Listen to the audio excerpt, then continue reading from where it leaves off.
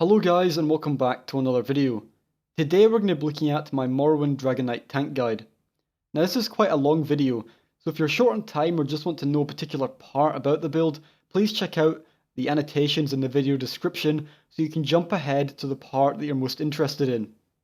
With that said, let's talk about the first part of the build, which is the sets. Now I have two different setups for this main tank Dragonknight build, and it's dependent on what trial you're doing.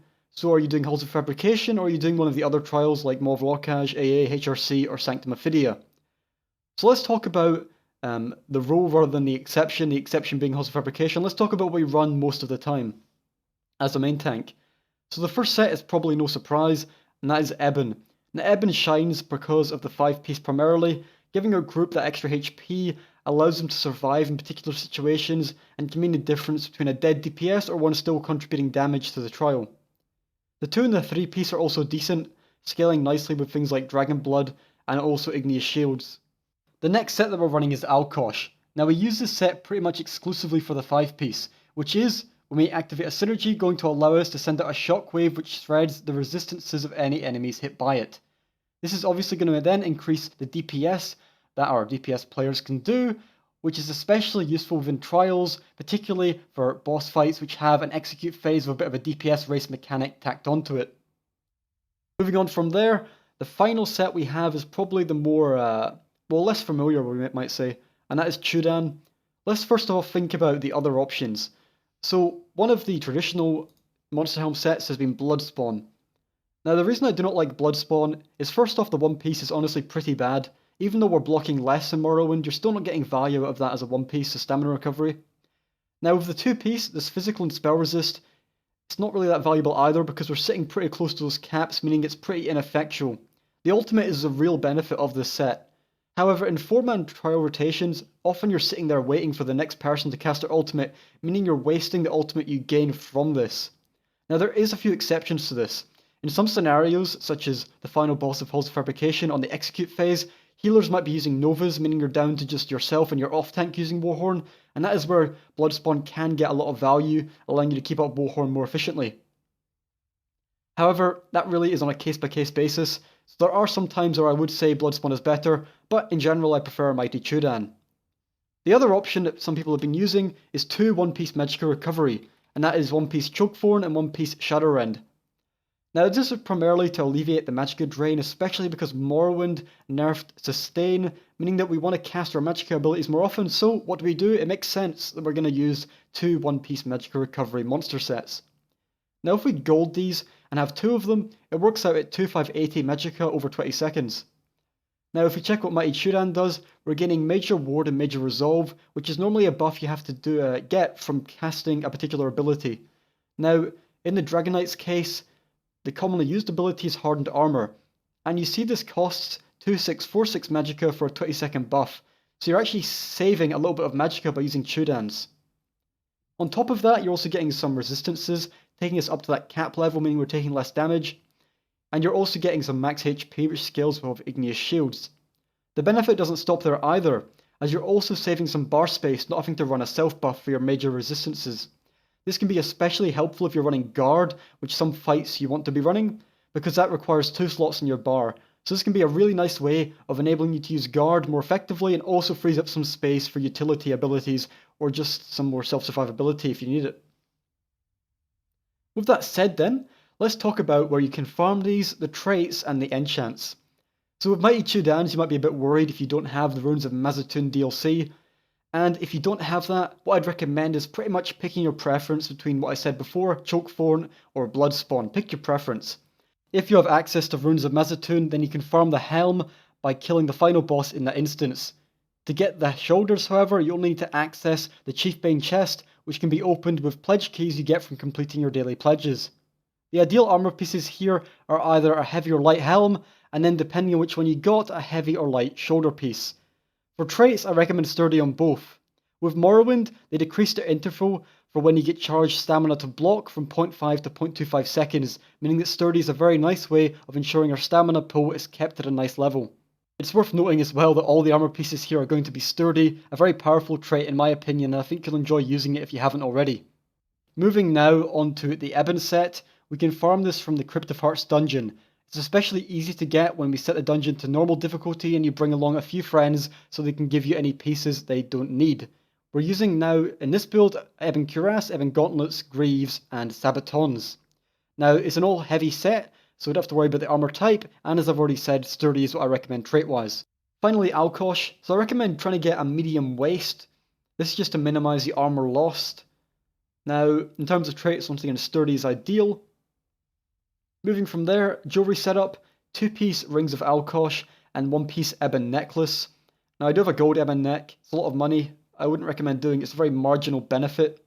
And obviously I still need to gold these to get the benefit out of it, so just a purple neck is fine.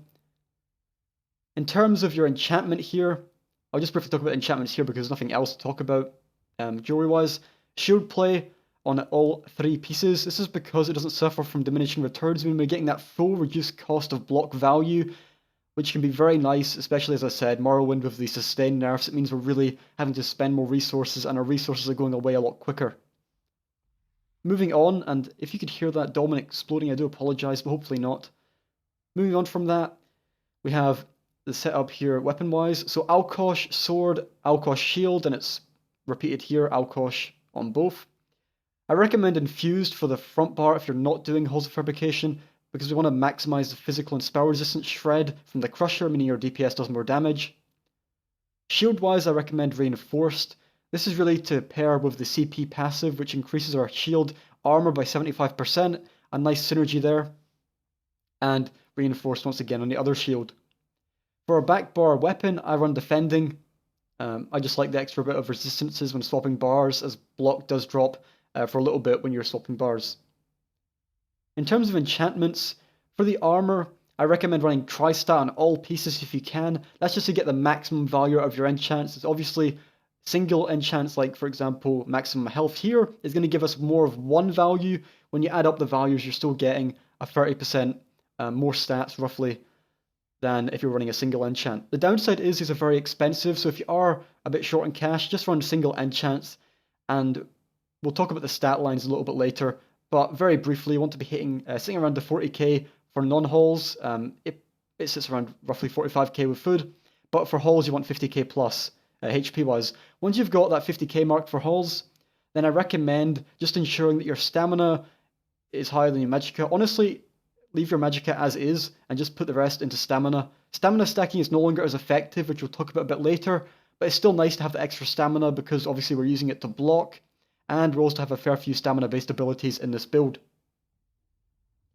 Moving on to the enchants here, we've already talked about it really. Crusher enchants both bars, and with shield, multi-enchants once again, but if you don't have access to it, then I recommend using a single enchant.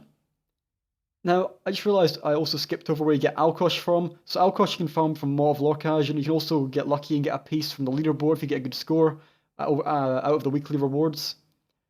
Also completing the trial, you can open the box at the end when you complete the quest, the coffer once a week, and you get a chance of getting some Alkosh.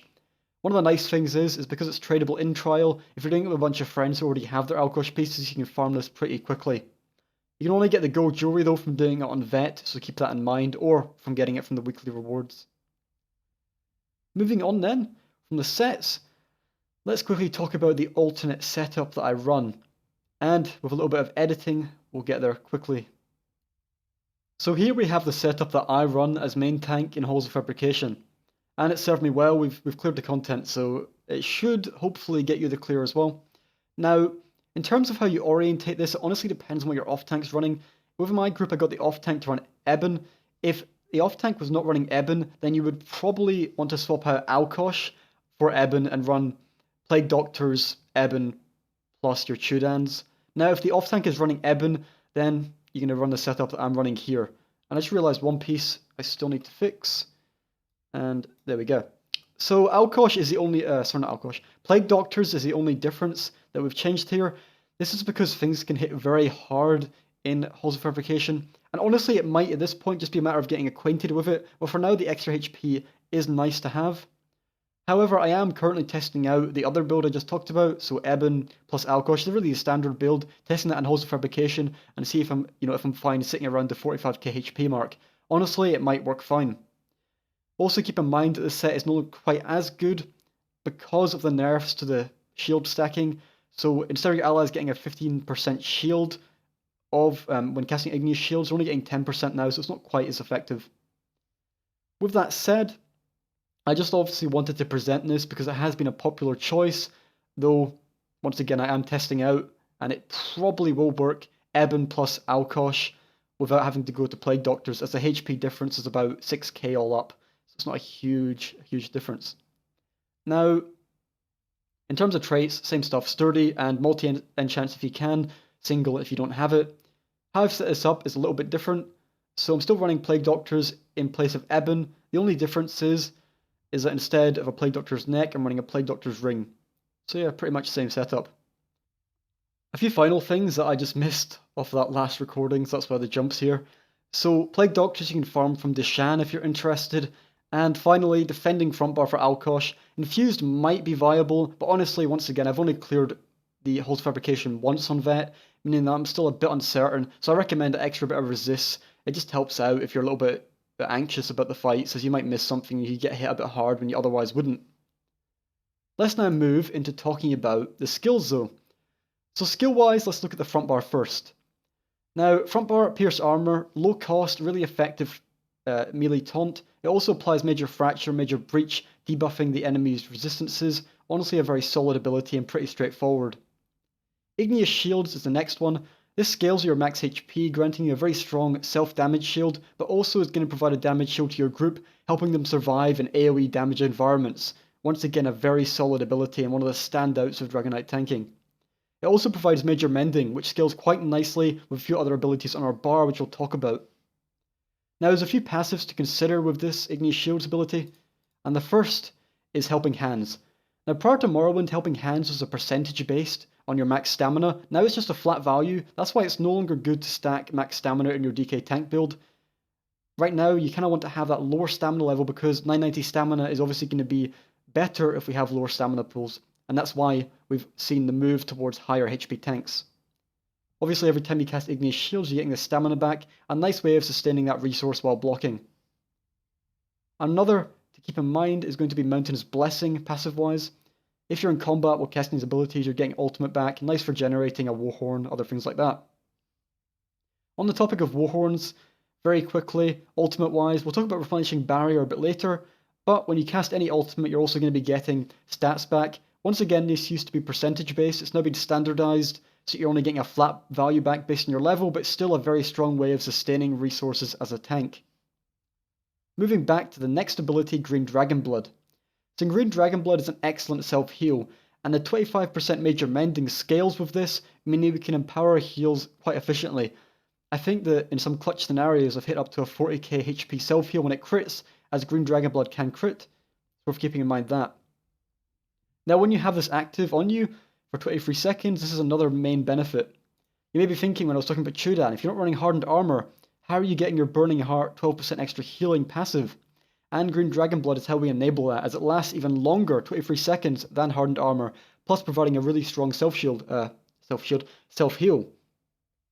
Now, in terms of the buffs it gives you, Major Fortitude and Major Endurance are honestly wasted unless you're not running pots. When you're running pots, you're getting these already.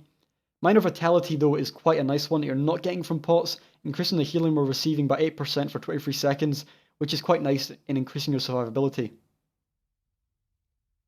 The next one to talk about is Heroic Slash. Now, Heroic Slash, similar to Pierce Armour, is honestly a mainstay of tanking in my opinion. You provide a reasonable slow if they're affected by it, though often they're not. The real benefit of this ability is, first off, you're applying Minor Maim, reducing the damage by 15% the enemy's doing, can be quite a big deal in big hits, and can also help your allies survive in case some residual damage hits them. On top of that, Minor Heroism is a nice way of getting ultimate. It's really strong in 4-mans, but in 12-mans also, ensuring you can keep up with the Warhorn rotation. This is a way you can do that.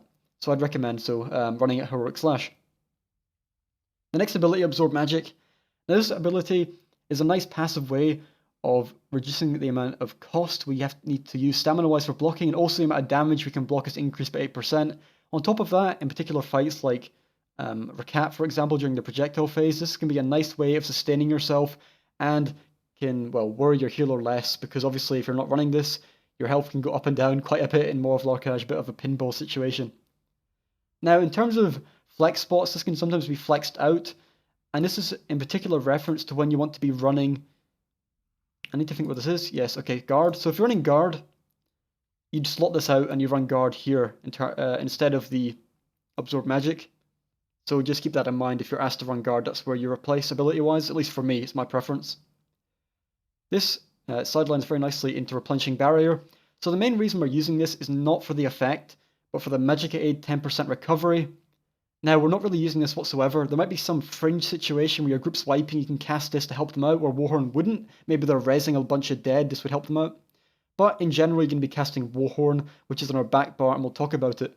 Now, if you're a bit clumsy, then you might want to consider not running this, but honestly, just if you pay attention, take your time, you'll make sure that you've never cast this accidentally. And while I have tested this a bit, I haven't found myself, fat fingering yet, though touch wood, maybe I will next time. Moving on to our back bar. Now, Inner Rage is not so low cost, but is a nice way of range taunting the enemies getting initial aggro. Pretty straightforward. Because it is high cost, you're going to have to keep in mind your Magicka pulls when you're using it, don't spam it too much. Unrelenting Grip, really solid way of stacking adds, and it is one of the semi-unique, well, to be honest, it is quite unique to DKs.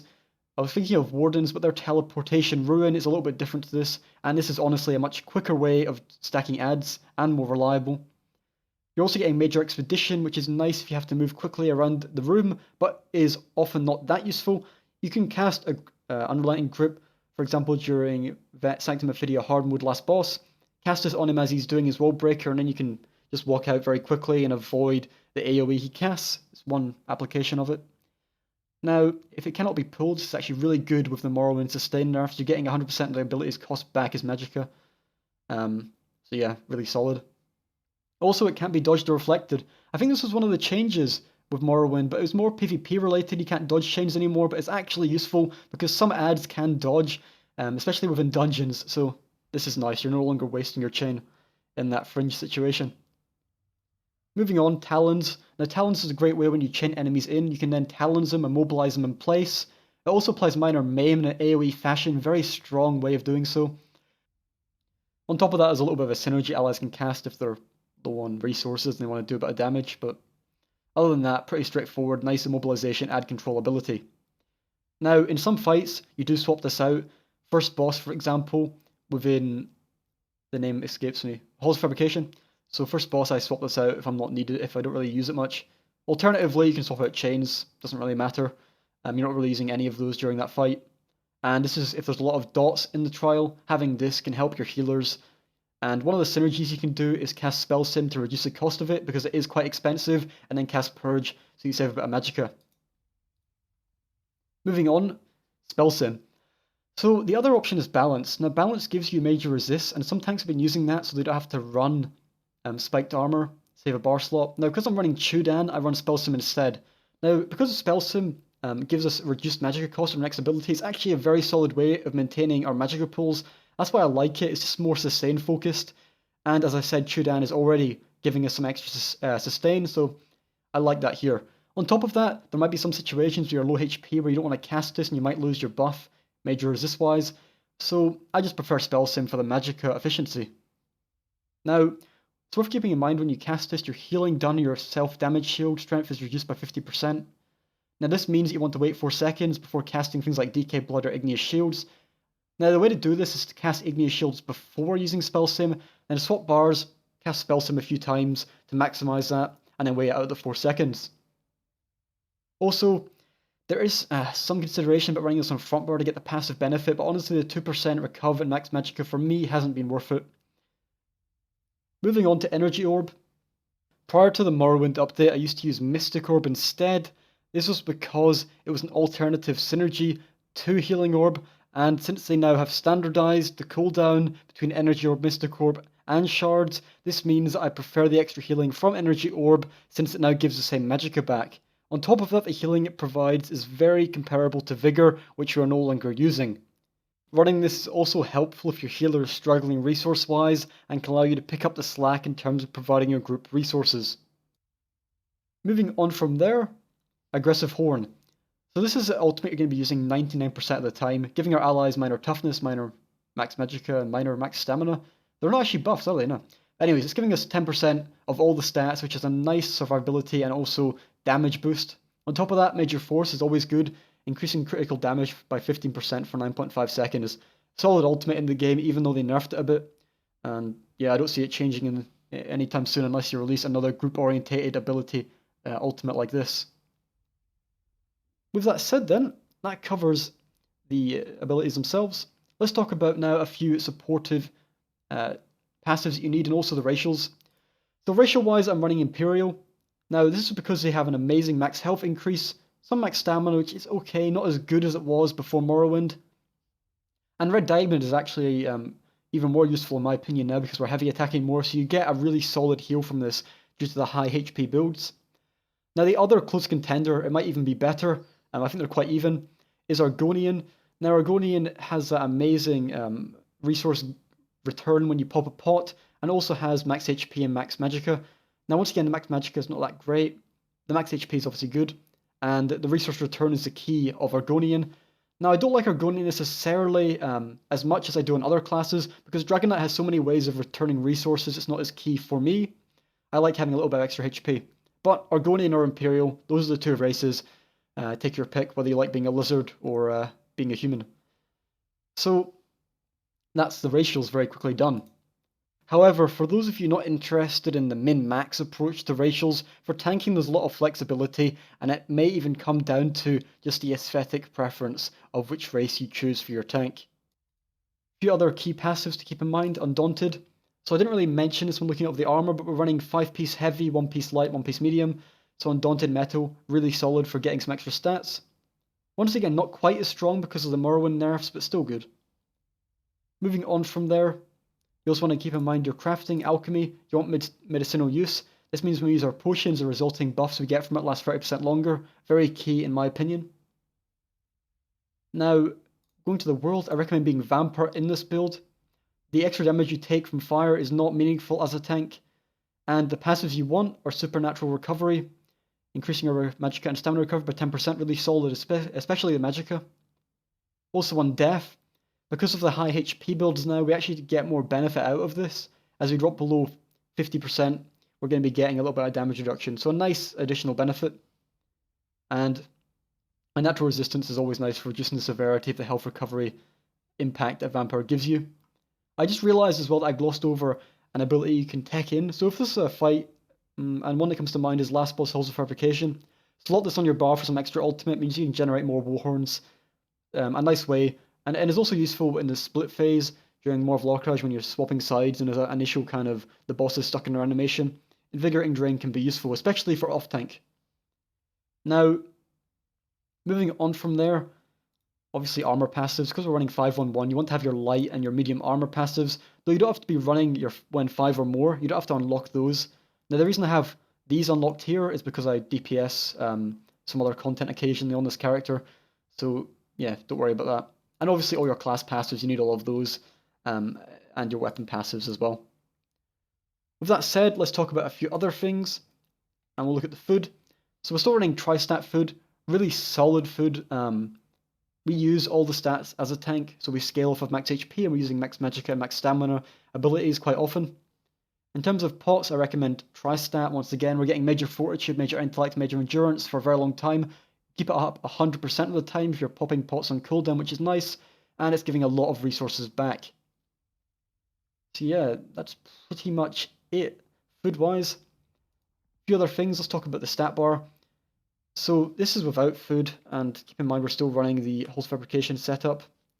We're sitting on about 51k HP, with 21k stam and 17.5k magicka. Resistance-wise, you'll see that we're at the spell resistance cap, pretty much. We're under it in its physical resist, but when we have our combat prayer, we'll be sitting quite close to it. Still like a K or so below, but reasonable enough. Now, in terms of your recoveries, you'll see my magic recovery is obviously quite high. That's partly because on top of all the extra recovery buffs we're running Atronak as well. I recommend doing that. It's really solid Mundus Stone. I'll just show the stats with a pot. I wasted a tripod, that's okay. And you'll see the stats here sitting around about this. Very nice. I have all my attributes into HP. Now, you could change this up, but because stamina is no longer as effective to stack, I haven't done, put any points there. And Magicka, I don't want to touch that, so health it's been for now. With that said then, final area to look at is going to be the champion points. Now, worth keeping in mind that honestly, I'm just running a variant of what other tanks have been running, and just been trying to tweak it.